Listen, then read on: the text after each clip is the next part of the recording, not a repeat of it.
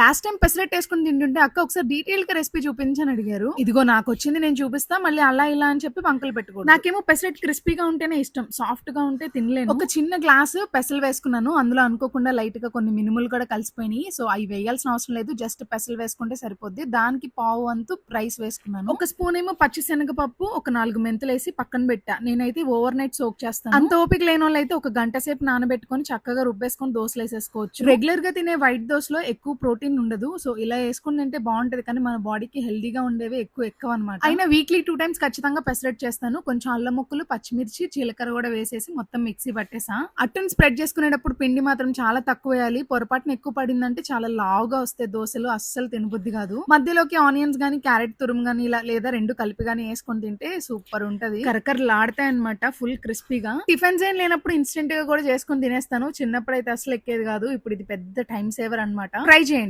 Subscribe.